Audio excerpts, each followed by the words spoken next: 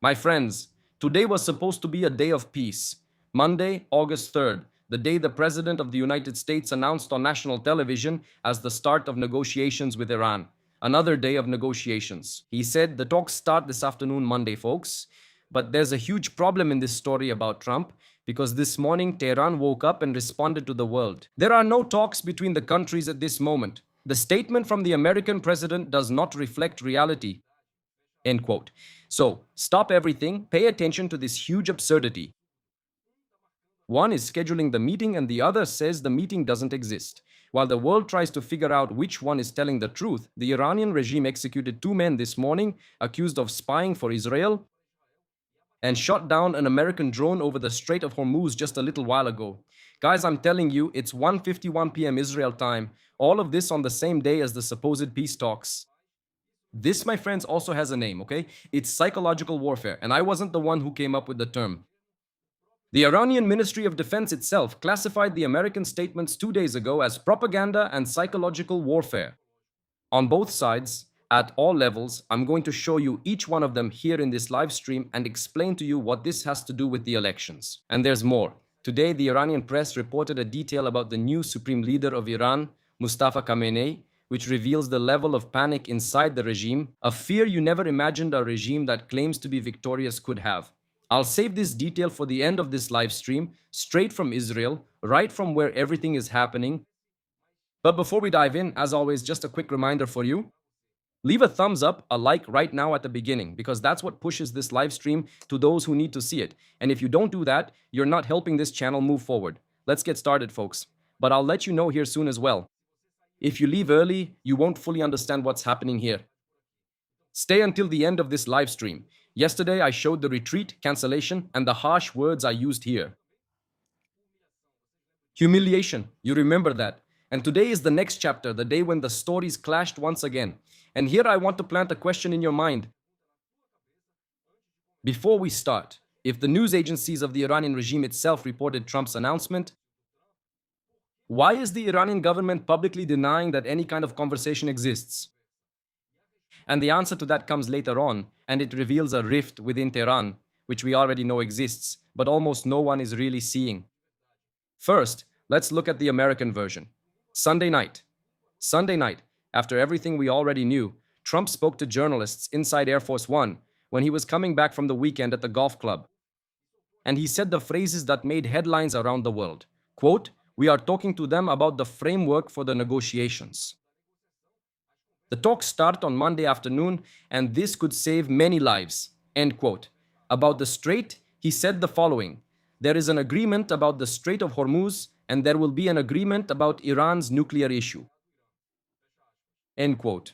And when asked about the attack that was cancelled, he gave the scale of it. He said everything was ready. It would have been the biggest attack since World War II. It would have been disastrous for them. End quote. And then they asked the most important question, right? The deadline for this agreement. Is there a deadline this time? And his answer was the following: "We'll see. We can attack whenever we want, but I prefer to reach an agreement. I'm not looking to kill people." End quote. Words from Trump, folks. No date, no deadline, no red line, no line in the sand. Different from anything he did before. There was always a date, always a deadline. This time there's nothing. And negotiation, my friends, without a deadline, with Iran, has another name. We already know it here: grace period. Because if there's one thing this regime has mastered for 47 years, it's turning every week of talks into another week of survival. Their army spokesperson over there admitted this loud and clear just 2 days ago when he publicly expressed gratitude for the truce that allowed their forces to rearm. Do you remember that? An open-ended deadline for Iran isn't pressure, it's a gift. And now comes a detail that almost all the media also missed, but I won't let it slide here, I remember. I've told you we remember things here, folks. On Saturday, Trump wrote that Iran had asked him to hold off on the attack. You probably remember that. He wrote that, right? Iran supposedly begged. Iran immediately denied it, saying, "We didn't ask for anything." And then on Sunday, inside the plane, Trump's story changed. And now the ones who called to cancel weren't Iran, but the negotiators from Saudi Arabia, the United Arab Emirates, and Qatar. According to him, the Saudi crown prince called, saying that the result of the attack would be unpredictable and could cause, in his words, many things, many bad things in the Gulf. In other words, Saturday's version lasted exactly 24 hours. And look at the irony, folks. At this specific point, the one telling the truth here was Tehran, because Iran said, we didn't ask for anything. And Trump's new version confirms that the ones who asked were the Arab neighbors. So, when even the winner's version changes from one day to the next, you already know what kind of war we're in, right, folks? It's a war of narratives. And before leaving the American side, about the American topic, there was a quote here in which Trump also, without realizing it, revealed what was happening inside the White House within his own administration, folks.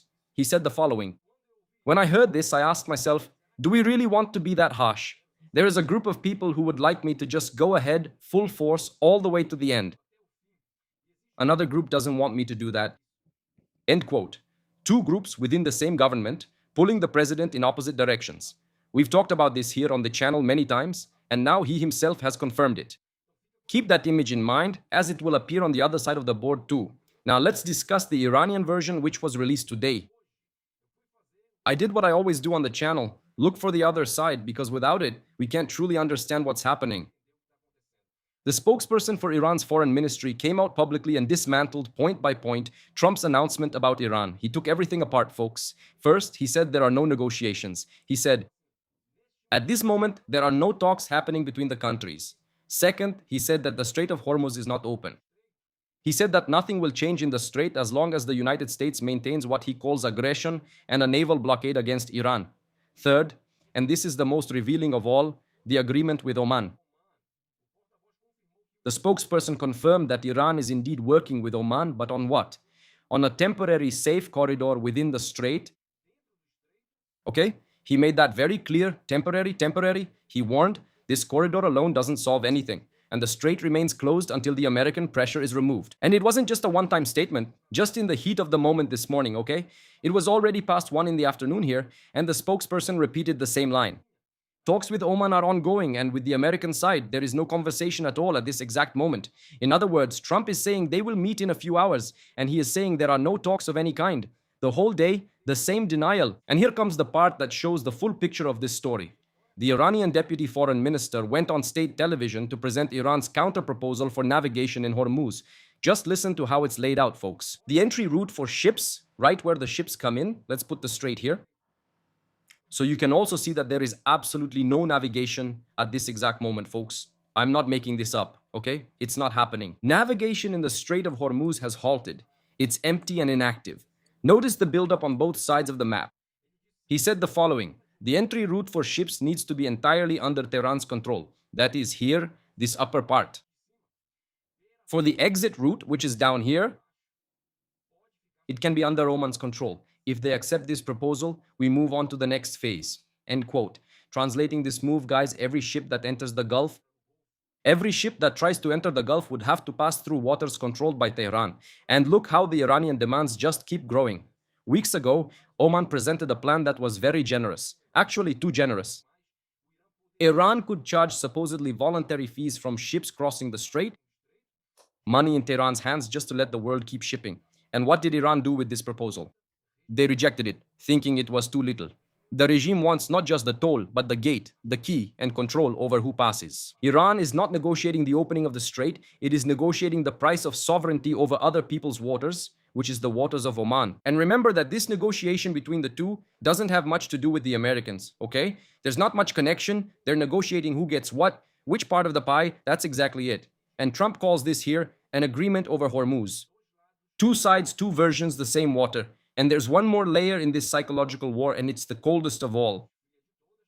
This morning, while the world was waiting for, or is still waiting for, the so-called negotiation table, the Iranian judiciary announced the execution of two more men in Iran.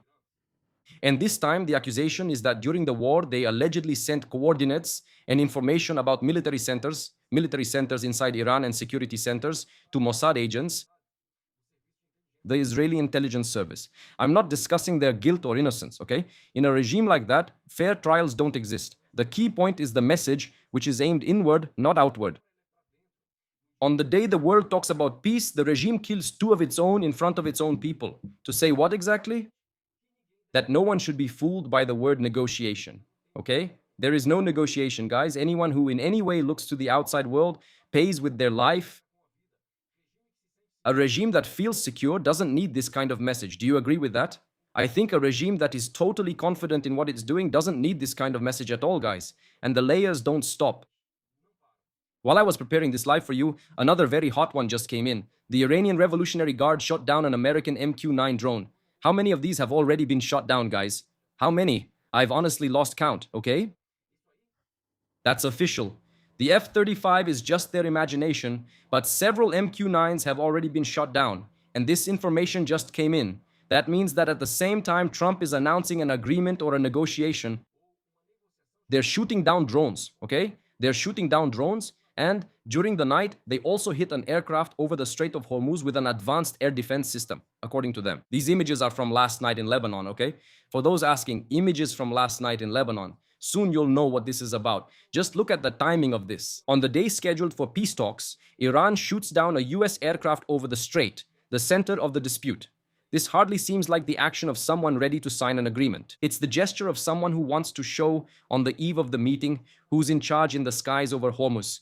And this is directly connected to the elections. With the title of this video, you'll understand that soon. If there was still any doubt that today's supposed peace is just for show, Iran has just proven it once again. And there's another layer to this. A report came out that commanders of the Quds Force, remember the Quds Force? The Jerusalem Force. Quds means Jerusalem, it's the branch of Iran that operates outside the country. It's like Iran's guys abroad. They got in touch with the militias in the region to prepare for an escalation of attacks. All of this happened during the same days that Trump is announcing negotiations, preparing for escalation in the middle of peace talks. And on the American side, Central Command deliberately released a video of a stealth fighter taking off, also to take part in the naval blockade against Iran. It was published tonight. There is no such thing as an innocent release of military video, folks. When something like this is released, it's because there's a message behind it, it's also a signal. And more information came out about last Thursday's wave of fire, that last one before everything was called off, right? The information is coming in. An American official revealed that Thursday's operation was twice the size of the previous night. Broad, extensive, and impactful were the three words he used. And the Israeli press reported today that in that same wave, a 900-kilogram bomb is said to have hit a family home in southern Iran. They already claimed this, and I said I wouldn't confirm it until I could verify. Today, the Israeli press reported it happened, but didn't report victim numbers. We don't know about casualties, injuries, or the exact target. Consider this. The so-called Eve of Peace in Iran still includes daily morning public executions, which have never ceased. Militias being activated behind the scenes. Militias from Iraq, militias from Lebanon, militias from everywhere, right? From the Houthis in Jordan as well. Video of a fighter jet taking off, a 900-kilogram bomb still echoing over there, and two incompatible versions about whether or not there are peace talks.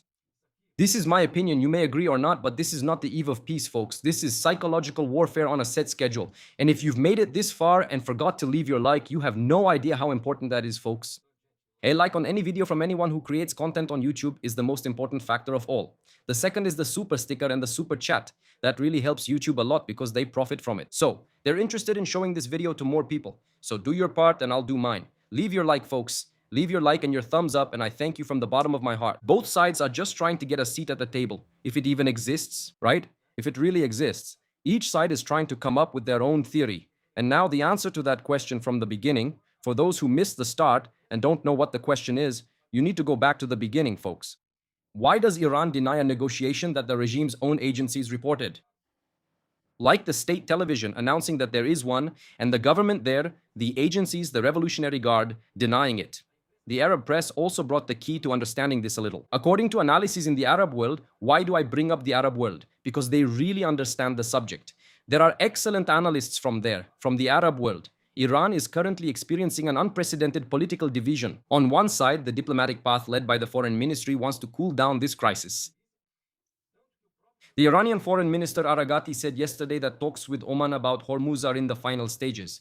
Meanwhile, there's also a hardline approach led by the Revolutionary Guard, which rejects any concessions. Do you see what this explains? The regime denies negotiations in public because admitting they exist has an internal cost. The foreign ministry negotiates the corridor with Oman discreetly, and the spokesperson shouts, "There are no talks to calm down whom? The Revolutionary Guard." Iran is not just lying to the world, folks, it's lying to itself, so it doesn't split from within. You need to understand the Revolutionary Guard is like an independent country inside there. Its role is to keep the regime standing, okay? That's its function. That's why it was created. That's why they exist. And on the other side, the politicians trying, some of them, not all, to negotiate in their own way, but the Guard doesn't allow that.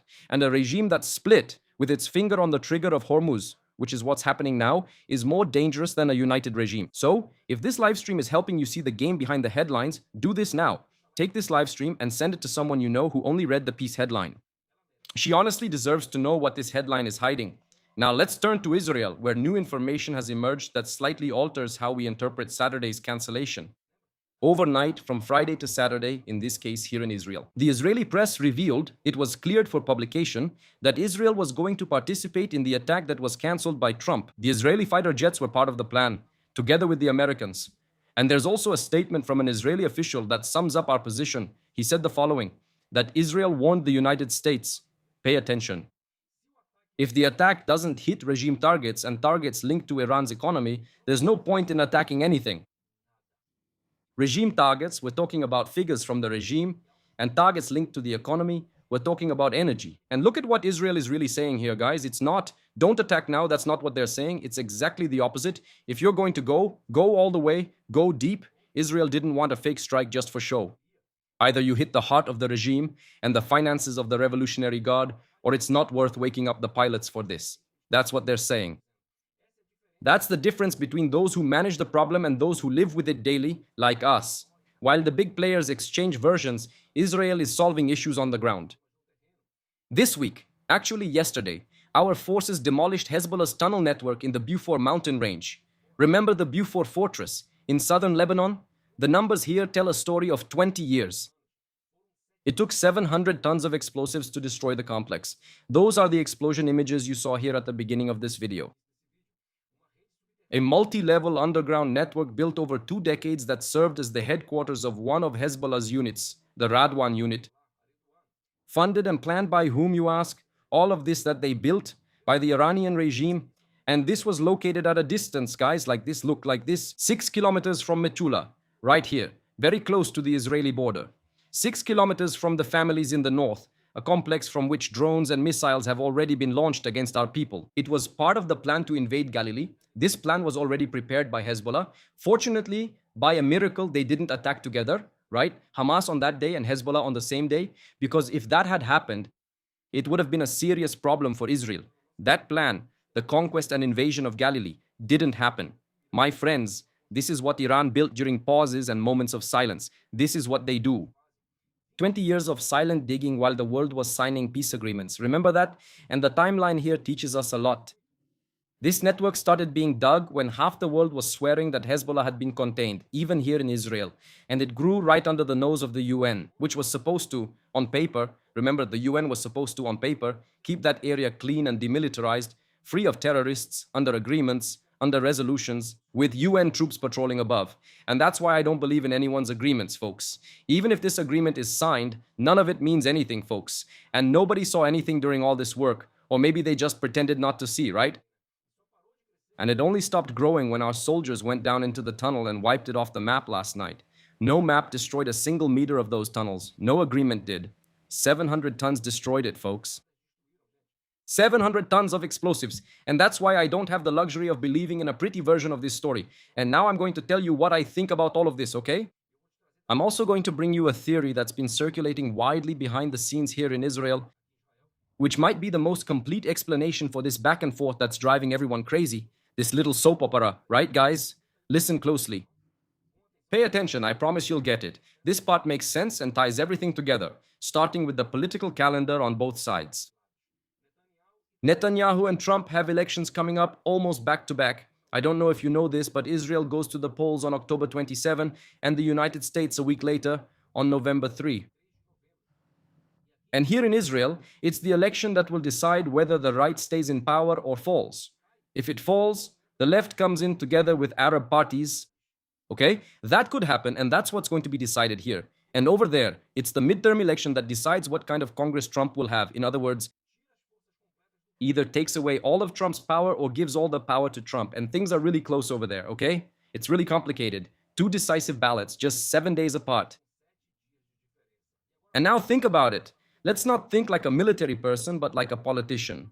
A large-scale war in the weeks leading up to this vote is a nightmare for both sides. Netanyahu leads a country where, during conflicts like this, everything comes to a halt. People are trapped in their homes with missiles overhead, flights cancelled, constant sirens, and chaos everywhere. You all watch this unfold here at home in real time. And chaos on the eve of an election doesn't win votes for whoever is in power, right? Especially knowing, that this is already the third year of war, pretty much. Knowing this war might end like previous ones, with no total victory and the regime intact. For Trump, the calculation is similar, but now it's about money. A big war with Iran means sky-high oil prices, expensive gas at the pump, and expensive food at the market, right at the time when the American voter is deciding their vote. So for both of them, what's the best time for a big conflict like this? It isn't now. It's probably not now, folks. That's the theory being floated here, and it makes sense. The best moment is after the elections. But then you ask me, what if Trump loses? Well, if he loses, we lose everything. Israel will fight this war alone. If Netanyahu and Trump both fall, it's over. Until then, there's only one move. Try to solve it through diplomacy, literally drag it out, even if there might not be a diplomatic solution, okay?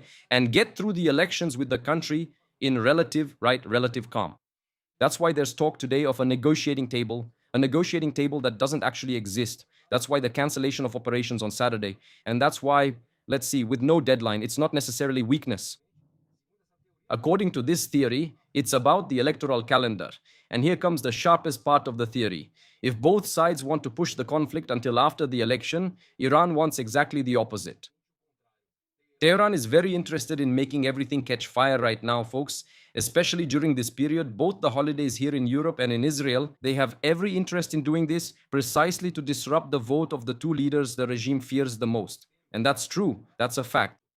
Because chaos in the Middle East, with oil prices skyrocketing and Israel under sirens, is poison for Netanyahu and for Trump at the polls. And that's why, according to this interpretation, Iran won't stop. And the proof of that is this recent incident where they just hit an American drone in the Strait of Hormuz, according to the Iranian claim. And whenever they make a claim like this, of this kind, there's usually some truth to it. They also keep attacking ships in the Strait. They attacked again last night. They keep sending militias against bases in Iraq. This isn't madness, folks. This is calculation. Iran is pushing for a confrontation while both sides delay, each aiming for election timing that suits them. This is just a theory and reflects the interpretation circulating in Israel. And you can freely disagree in the comments, of course. It's just an interpretation from analysts, political analysts. Political advisors have developed an interpretation to help understand the complex current scenario in the region. But I also have to admit to you that this piece is the one that makes the rest of the puzzle start to fit together, right? Suddenly it all fits. What starts this afternoon, if it starts, it's not a peace negotiation, it's a dispute over who gets to tell the story. Trump needs the imminent agreement version to justify Saturday's cancellation.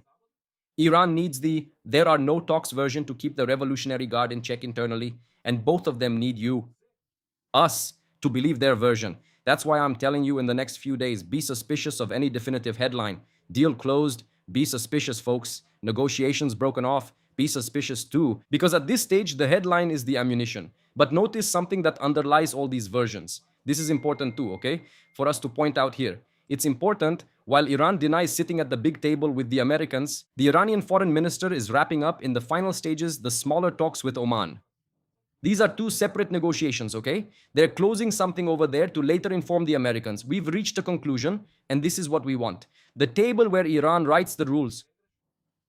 It's this smaller channel in Oman, temporary corridor, entry route into Iranian waters, sovereignty toll, denying the negotiation that weakens the regime, namely, talks with the United States, and speeding up the negotiation that strengthens the regime. This isn't confusion, this is method. This is my interpretation, okay guys? You can make your own too.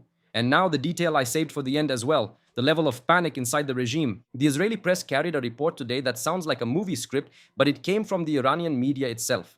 The regime is afraid of audio recordings of the new supreme leader, Mustafa Khamenei. I was going to say something else, but never mind, let it go. Mustafa Khamenei. Afraid of what? You ask exactly what the recordings might reveal, where he might be hiding.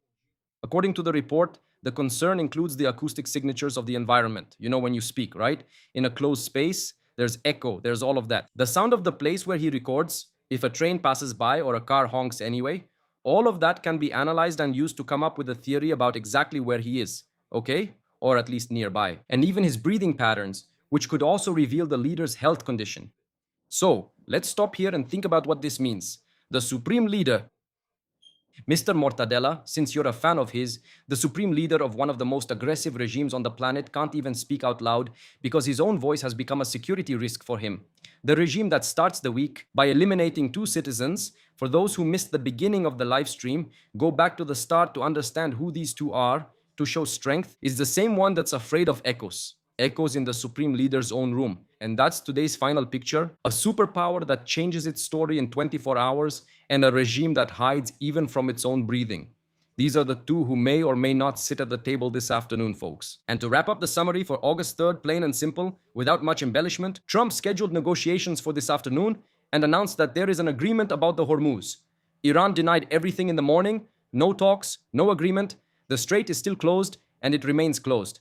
Let's go check the Strait.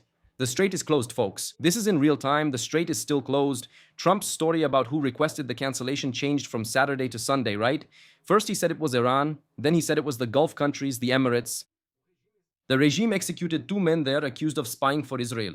And on the day set for peace negotiations, the Revolutionary Guard shot down an American drone over the Hormuz. Israel revealed that it was going to join the operation that was cancelled and demolished in Lebanon 20 years of tunnels funded by Iran. And behind the scenes, Tehran is rushing to make a deal with Oman and is working on the corridor that transforms the Strait, this one here, into an Iranian toll booth. And that was the day, folks.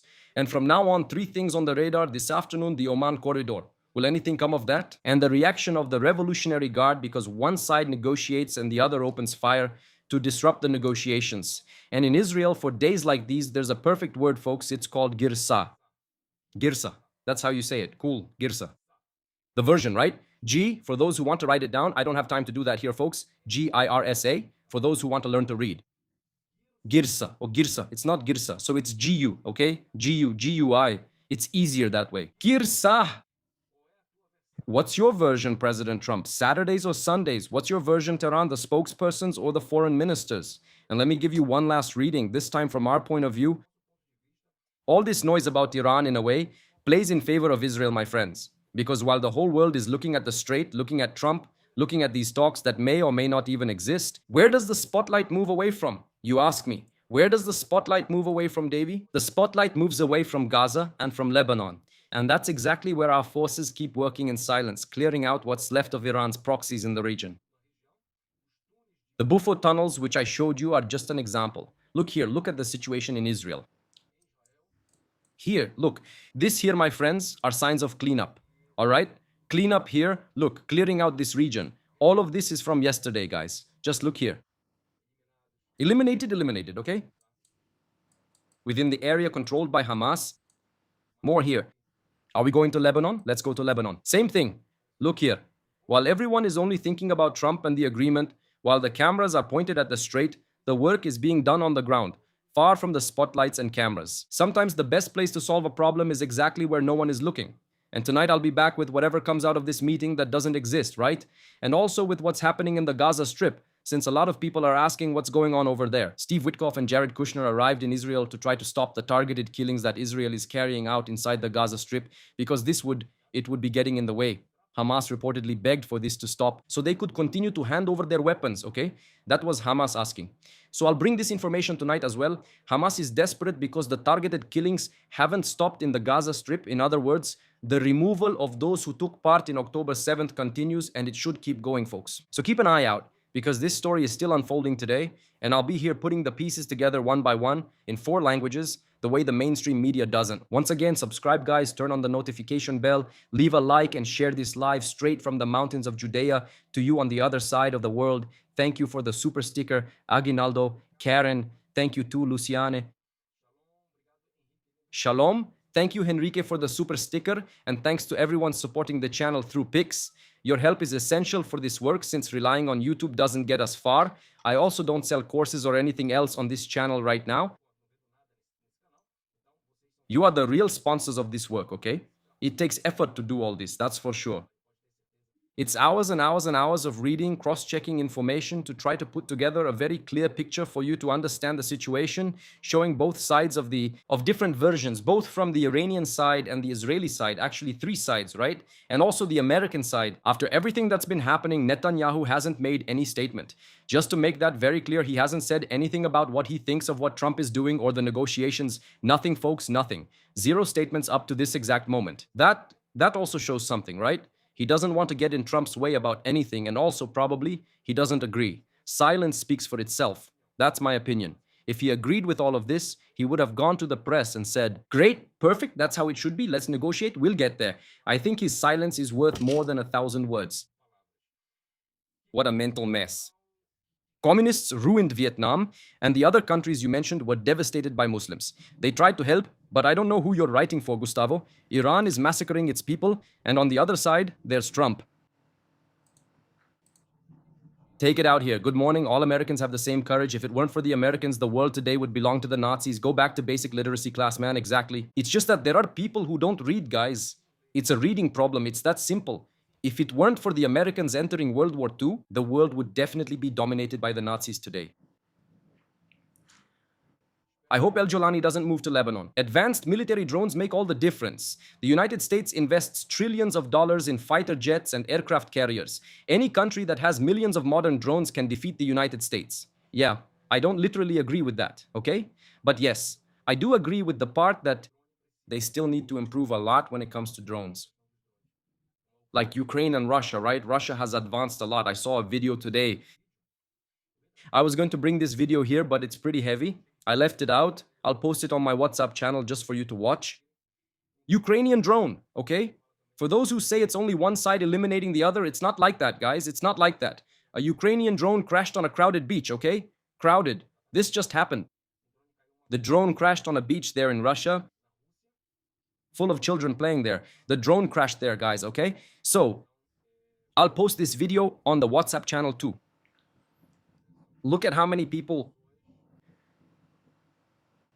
At least 4 people so far, actually, including minors, okay? They were on this beach and died, and more than 10 were injured during the impact of a Ukrainian drone on the Black Sea coast in a tourist city, all right? So, I'll leave this video on the WhatsApp channel. For those who want to access the WhatsApp channel, I'll pin it in the first comment after this video ends. So, go there, join the WhatsApp channel. I don't sell you anything there, I don't do anything, you know? The only thing I do there is send this kind of video and also announce the live here before I start the live. That's the only thing I do, guys. That's the only thing I do. And I'll also try to do another live from Jerusalem here to show you that the city is still intact, despite several videos out there claiming otherwise, saying there are videos saying that the war is happening right now, guys. There's no war right now, okay? There's no war right now. The date of the video is here, always up here. Everything is calm here in the region of Israel. The wars are at the borders, okay? In the Gaza Strip in Lebanon. That's still happening there. The clearing operation is taking place in that region. My friends, that's it for now. If anything major happens in the Middle East, I'll be back anytime. Hugs to all the friends of Israel, and I'll return later with more on this negotiation. Hugs, and see you then.